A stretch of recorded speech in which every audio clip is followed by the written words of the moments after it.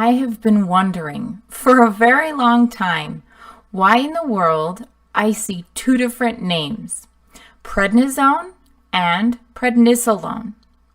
I know as a pharmacist that they're different, but why do we use prednisone all the time in America?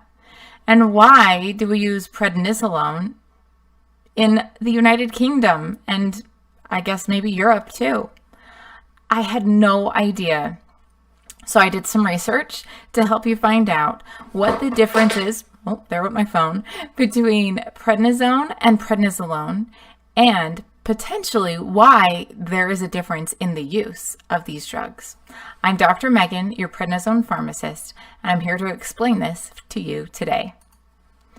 So first of all, the number one thing we need to understand is the difference isn't just an O and an L in the middle of the names. Prednisone has the "one" at the end because of that cute little red O with the two lines coming off of it. I guess they're going like that in the middle of that picture. That's called a ketone or an oxo group on this picture. You don't need to take organic chemistry to see, but the big difference right there, you can see prednisone has an O with two lines, and prednisolone has an O and an H. So the only difference between these two chemical structures is that double bonded oxygen got replaced by a hydrogen on the prednisolone. That's it. And so normally in your body, if you take prednisone tablets, then you swallow it and you absorb it, and your liver breaks it down. And the first thing it breaks it down into is prednisolone.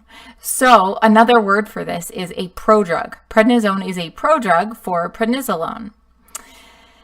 So it makes sense that they would use prednisolone in the United Kingdom. They can just skip that whole step of breaking down the drug from the prodrug into the active drug that your body uses. Your body uses the prednisolone, and it actually doesn't use the prednisone itself to do all the actions. It's the broken down version. But as far as which one's better, not really any difference. They work exactly the same. They have the same effects. It's almost the exact same dosage. Like prednisone 10 milligrams is the same as prednisolone 10 milligrams. And they last the same amount of time. Really, there's no difference. So let's learn more about actual usage in the United States. So prednisone is number 31 on the most common drugs prescribed in America. So it's pretty common with 23 million prescriptions in the United States in 2016. That's the most recent data. And it's really cheap. It only costs about $5 per prescription. So then prednisolone in America is really only used as the liquid syrup that you can either feed your child or your dog or your cat. And because of that, it's a lot easier to swallow a liquid than a tablet for a small child or a dog. And so it's the number 136 most common thing that we use in America, prescription drug. It has gone up though, because in 2008 it was only 190.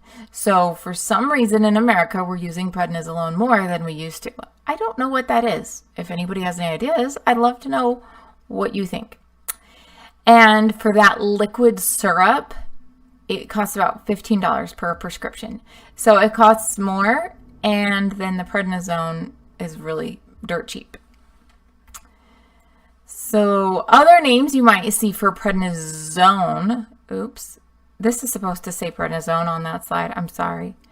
Prednisone is also called deltazone, prednisone and tensol, and then I've never really even heard of these other ones, and I've been in the pharmacy world for like 20 years now. Anyway, deltazone, prednisone and tensol, and Rayos. Rayos is this long-acting one that people can take at bedtime for things like rheumatoid arthritis, where the inflammation is worse in the middle of the night. So that's kind of cool. But really, I've never seen almost any of these because it's a generic. whenever your doctor prescribes it, they're going to write prednisone. They're not going to write deltazone. I don't know why they would even do that. And the only reason they would ever write anything but prednisone is if they wrote Rayos. And then that's a totally different thing, and it's not dirt cheap. It's really expensive. So then this is prednisolone. So prednisolone is prednisolone acetate, and that's the kind that is liquid.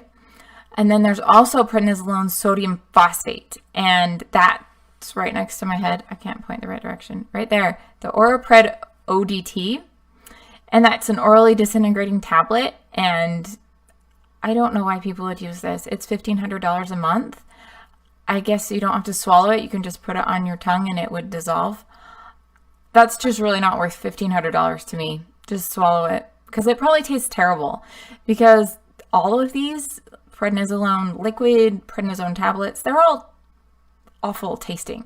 So if your kid has to have the prednisolone, ask if they can flavor it for you, because most pharmacies have a little machine that they can just say, oh, it's prednisolone, and we're giving them 100 milliliters, and they can just put in flavoring. So that's what I would do if I had to use it for my child. And now for the mystery. So the prednisolone tablets are not used in America, but the prednisone tablets are, whereas the opposite is true in the United Kingdom. The prednisolone tablets are used and not prednisone. And so we looked into the pharmacy ordering system to see how much it would cost to purchase prednisolone tablets, because I can't remember ever dispensing prednisolone in my entire career, the tablets. And then I found out why, because it's $1,500. They don't make a generic. It's not in America. Mystery solved, light bulb. And so basically, somehow in America, we started using prednisone. And so there got to be a lot of competition. There was this company and this company and this company and this company. And they all competed to be the prednisone company. And so the prices dropped and dropped and dropped and dropped. And now it's dirt cheap. They're just pennies a pill. Whereas I'm assuming the same thing must have happened in the United Kingdom, but for you prednisolone. And so it's really cheap to buy prednisolone in the United Kingdom, England, and all of those countries over there, but not in America.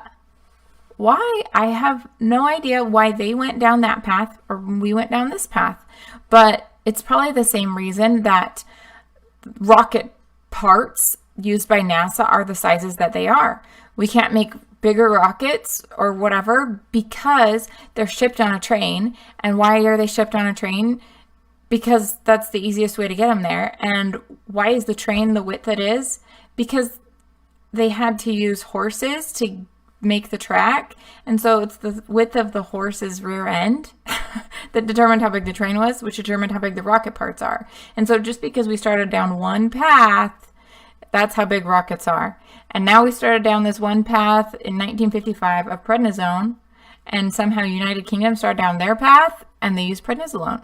And so in the literature, you'll see prednisone and prednisolone, but we can just treat them the same. They're basically the same thing. It's just where you live. That's it. That's the only difference, is what your doctor can prescribe where you are. So if you need help with prednisone, get yourself a prednisone wellness checklist. That says list under my head. Checklist at my website. I am Dr. Megan, your prednisone pharmacist, solving mysteries and helping people with side effects to prednisone every day. Dr. Megan, I look forward to helping you next week figure out a better way to cope with a side effect to prednisone.